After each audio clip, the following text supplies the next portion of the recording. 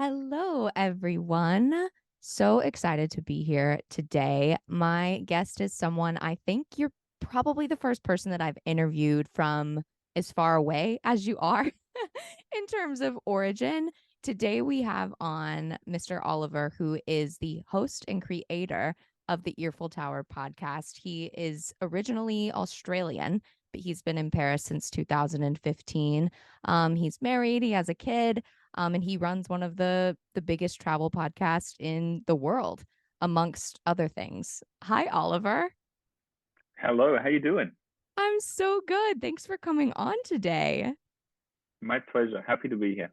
Yeah, we were just talking before we started recording that there is a really wonderful construction going on outside of my Parisian apartment. We are both in Paris, just not in the same area. Which where are you located? I'm in the seventh arrondissement. I can't hear the construction behind you, so That's great. maybe it's not so bad. That's great. And how did you end up in that area? Because as we'll probably get into, Paris, each area is very different. Yeah, well, we were living in Montmartre before, so for people who aren't familiar with it, that's like winding roads, cobblestones, narrow. Everything is narrow and pokey and small. And we lived on the top floor with no elevator. And then when we knew a baby was coming along, we realized that we needed something a bit more comfortable, a bit more space, and we didn't want to carry a stroller up five, six flights of steps every day. So we didn't really choose the seventh arrondissement. It's sort of that's kind of how it goes in Paris, at least for us. It just fell into our lap. And this district is way grander, big, wide avenues and sidewalks. And it feels to me that there's an elevator in every apartment block. So, we were pretty sold on it from the beginning.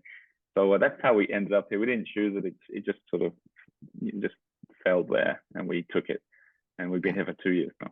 Yeah, that's also no small feat. I know that a lot of the Parisians or people that have lived in Paris tend to move around until they find like the perfect neighborhood or the perfect apartment. But you came from Australia originally. Are you from a like bigger city, a bigger area?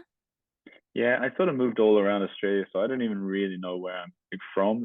I realize that sounds weird, but like we moved every couple of years. So I grew up on one side and then was like a teenager on the other side. And so a mix of cities. We lived on a farm at one point with cows and everything. So I don't like, honestly, under the age of 20, I don't know who I am. But since then, I've lived in big cities like London, Stockholm, and Paris. So Yeah. I suppose that makes me a city person. But Yeah. Yeah. it's weird because I felt like I was quite comfortable on farms and so on. But when I went back to Australia recently, I found that I kept thinking there could be a snake there somewhere. But when I was a kid, I probably didn't think about that almost at Right. all. So I don't Right. know. I guess you're always changing, right? Yeah. The way that your like brain works in conjunction with the location that you're in is crazy. Like I've been traveling for the past year, but I have started walking much more obviously around the city and I'm like, where am I going to find like grass for my dog to pee? Like where am Mm. I going to find sunshine? Like all of these things that you don't really think about if you're in a different location. But you mentioned that you have lived in several different countries, continents. How did you start traveling, going from being from Australia? I traveled.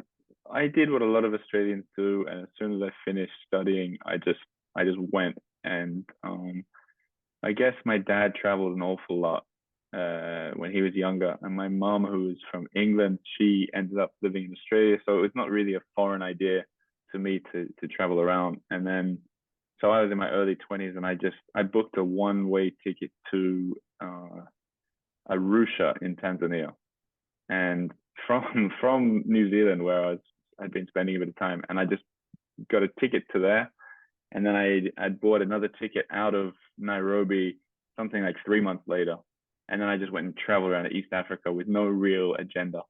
And then I got to London, and I know a lot of people say they were broke. I was properly broke. Like I rocked up in London with £20 that someone had, a kind soul had given to me in Tanzania, and then I didn't even know where to go or what to do from there. Like I just looked up some relatives because my mom is British, and then I figured it out.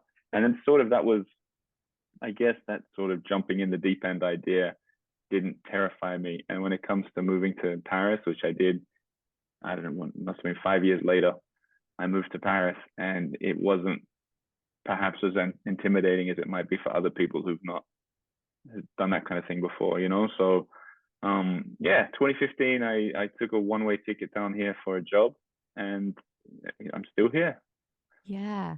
No joke. And did you know growing up that you wanted to travel, or like was this like a completely different trajectory of like, because freelancing and or like working as a like creative, not for like a huge corporation, isn't something that a lot of people, I at least in my experience, have been like, yeah, I want to do that, because it can be scary. Like you don't work for someone else, you work for yourself. Did you know that Mm. you always wanted to do that?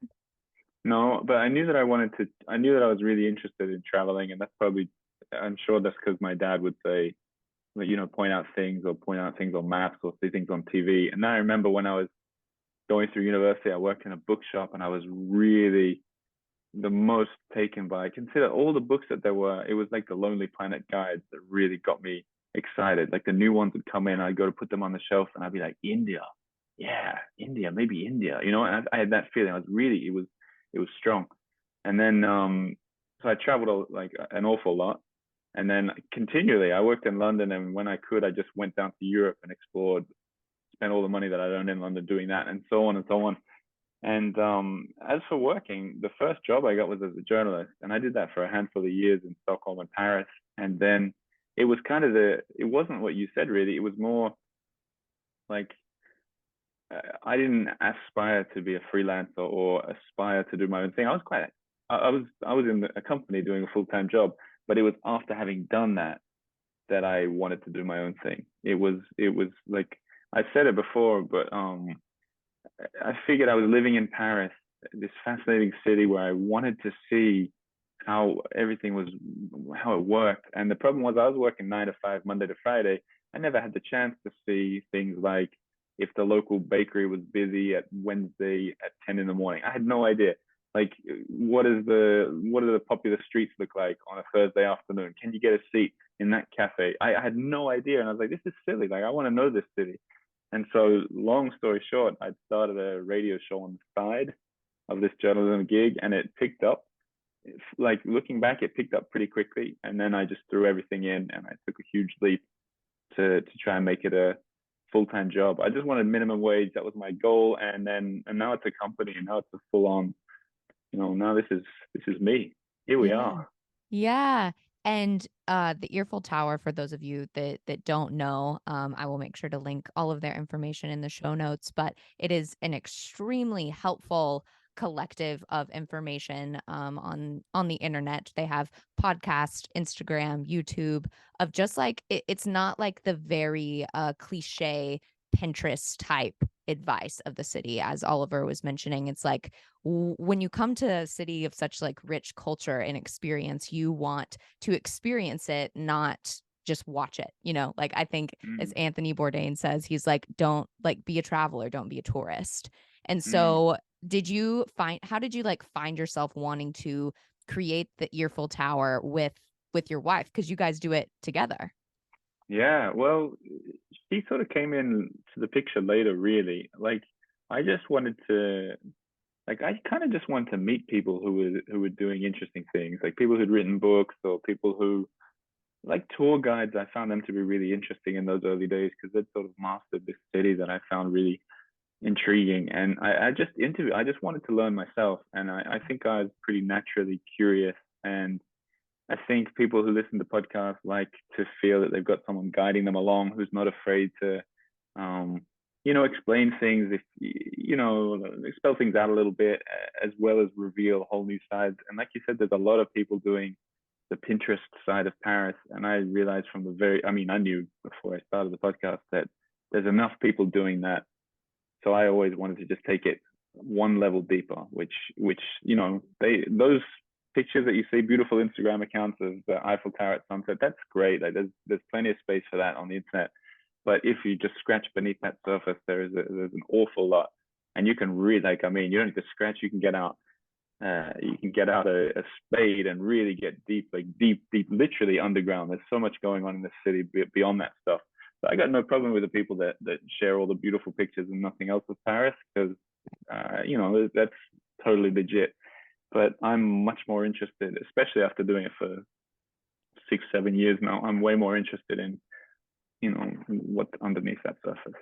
Yeah. Yeah. And so tell me a little bit about like your process of like, because you have been here for a while, what do you like? How can you decide like what area to pick or like what things to talk about? Like, does your audience tell you like we want to know a little bit more about this? Or like do you kind of go like scratch your own itch? Yeah, that's a really good question, and I could discuss this for a really long time because I don't even know. Like there's an example of there's these like doors, and they have the doors in Paris are really magical. They're fantastic. Sometimes they got ornate, intricate details and whatever. And sometimes I find myself taking pictures of them, and if I share them, and if people respond well to them, it makes me go, okay, if I see another good door, I'll share it. So on a really deeper level, I don't know if that means that people are influencing me by reacting positively to things, or if it's my own itch that I'm scratching. And eventually you don't know. I have no idea. And I think about it kind of often, whether I'm doing it because I know people will like it, or whether it's because I'm legitimately interested, or both, or neither, or whatever. Yeah. But the simple answer is, and I give you a really good tangible example. If I see something that I am interested in, I'll go in on it. So about a week ago, I was walking down Rue de Beaune, which is in the seventh arrondissement, and I looked through a window amongst all these antique shops, and there was a shop that just was selling canes, like walking stick canes. And I said to my wife, I wonder what the story is there. Like, how do they have 1,000 antique canes? How did that happen? And then I said, you know what? I'm just going to go in and ask her. And I went in, talked really briefly, and said, look, this is fascinating. I'd love to feature you on my show. And I said to her, like, look up what I do, so I'm not crazy. I don't want them to think I'm going to steal a business idea or whatever. I said, look up what I do. I'm going to email you, and hopefully we can organize something. And then I think it was the very next day I was back in there with a photographer, my microphone, and I did this big episode about this woman, this intriguing woman with 1,000 canes. And if canes don't sound interesting, like these are the canes where there's a pistol inside one, or like a violin inside, not like there's, or blow darts or whatever. Like it was just fascinating. So this is a city that has a million such stories, and in terms of finding them, it's just as easy as walking down the street, looking through the windows, and having an ounce of curiosity in your blood, and it's Yeah. there to be taken. Yeah.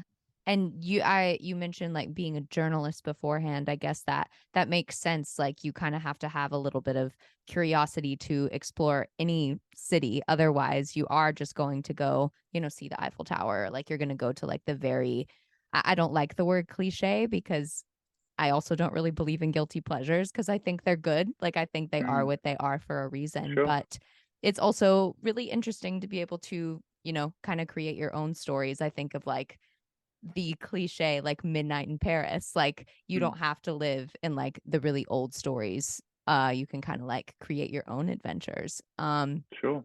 So has Paris been, because you've been here for almost 10 years now, which Mm. that I've also been learning that that's kind of rare. I've been here for 3 weeks and I'm still kind of struggling.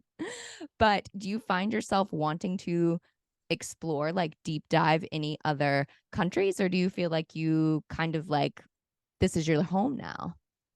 Yeah, I don't know. That's another impossible one to answer quickly. But like before the pandemic, I was really geared up to go and start a side, like a sister site, a sister podcast in Italy.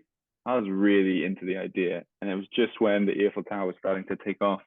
And well, then COVID sort of put the brakes on it, and then since then, like we had a son, and I don't know, this the Paris arm of it has really grown, so I sort of put that on distant back shelf.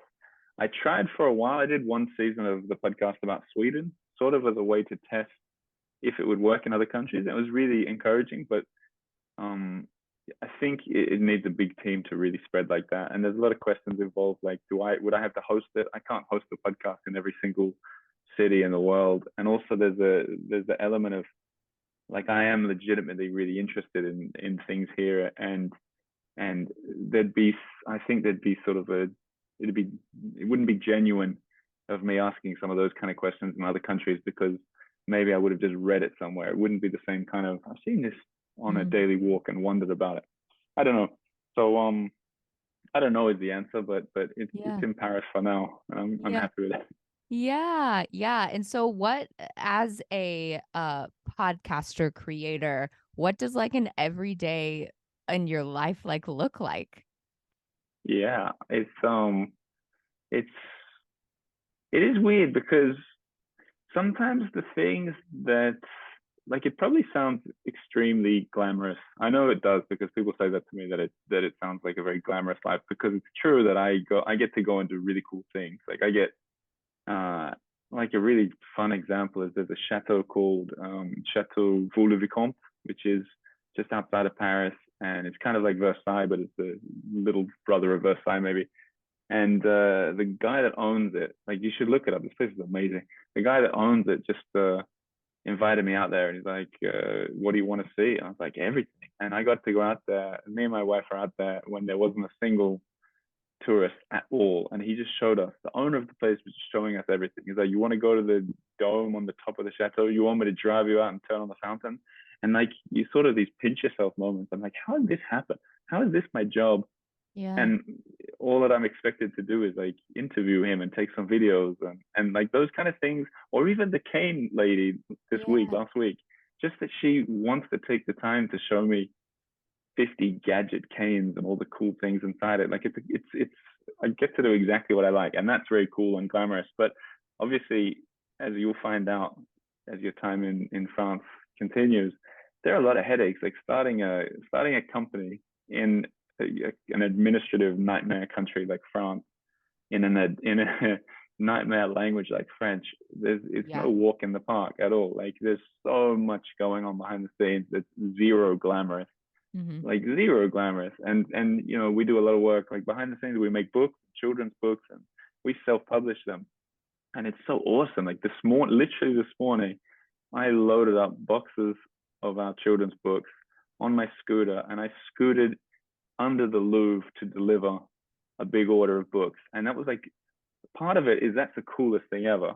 And then Yeah. another part of it is, then I have to sit there and write out the invoice and chase up other invoices in French. And I'm like, what am I doing? Like, so there's a huge, the things that you see on Instagram or TikTok or the podcast are often the cool things and the fun things. But I don't want to make it sound like I'm just walking on clouds here. There's a lot of Right. work that goes into making something like this Yeah. happen. And like being an entrepreneur in a different, I mean, being an entrepreneur, period, being a creative entrepreneur in a different country. I have gotten questions and people are like, how do you like do that? And I'm still kind of like, I don't really know. Yeah, I'm I like, have no idea. Yeah. I have no idea what I'm doing. I'm still figuring it out. It must be Um, luck. Must be luck. I don't know. it must be, or just I think a lot of the combination of luck and a lot of hard work. Yeah, of course. Yeah. I'm trying to think who said I think Kerry Washington created a some sort of like I think it was a speech and she was like, like opportunity is like, like a bus. Like, yeah, the bus has to come, but you also like have to be able to get on it. Like you physically Mm, have to walk onto it. So like mm, being prepared to do meet the opportunity with your hard work or like with mm, whatever creativity and talent that you have. I mm. was checking out your YouTube page and like I went to your very, very first video that was what, like 5 or 6 years ago. And Uh-huh. I was like, oh my gosh, first of all, he looks so young. Second of all, you were already like, it's not like you like your skills were already so developed and like good at that point. And What it's was just the first video? What was it? You were saying like five things that if you can't talk in French, you need to know these five Oh, phrases yeah, anyway. okay, okay, And you yeah, said okay. something like moving your lips like a horse. Yeah. Yeah, that's funny. That's funny Yeah. that I didn't even know that that was the first one. But that, Yeah. I mean, like I don't think about this stuff, but if it seemed that it was developed, it's surely because I was doing journalism for 4 or 5 years before that. And you sort Yeah. of touched on that before. Like that really helped because it taught me the value of like a good story, finding a story, like knowing how to ask people questions to get that story, and working hard into a deadline. And also something that I think is super important that many people on the internet don't get is like the importance of being able to write clearly and succinctly, but especially for like a headline. And a headline in a newspaper is something that sometimes it takes them longer to write than an article, right? And it like from that, I think I learn everything. Like when I'm doing an Instagram caption or something, like even if I'm not thinking about it, I've been trained to use the right words to catch people's attention through journalism. So I assume a lot of those skills, are still there for me to make the most of. But obviously, it's in a subconscious way. Like I'm not sitting Yeah. there going, "What would I do if it was a newspaper article or something?" But it Mhm. all helps. And it's fortunate that I could hit the ground running with videos like that because it really Yeah. those early ones were what built an audience that hung Yeah. around. Yeah, no kidding. And you have a very supportive audience, a very active audience that I've been able to, like I said, as I've moved here, I've kind of jumped in and I'm like, oh, this is such a helpful guide. And I'm such a research girl that I look for the best possible tips and tricks, and Oliver's have seemed to be the most helpful and supplemental to my time here in France. So can't recommend That's his good page to hear. enough. Oh, thank you. Yeah. Well, Oliver, thank you for taking time to talk to us. And it's been such a pleasure to talk about travel and about a little bit of your experience here in Paris. One last question for you that I love to ask all of our guests is if you could tell yourself anything, your younger self anything today, what would you tell him before you moved to Paris? Um, I think I wish if I could talk to him. How old is he? This younger version of myself. Let's say 10 years. He's 10 years old. He's 10 years younger than you are today. Okay, okay, okay. Mhm. I'd say Oliver, you're gonna have to be patient. Learn now how to be patient because growing a company or figuring things out with, like we just talked about before, French administration or whatever, a lot of these things are bang your head against the wall, frustrating. And I think the only way to deal with them is patience.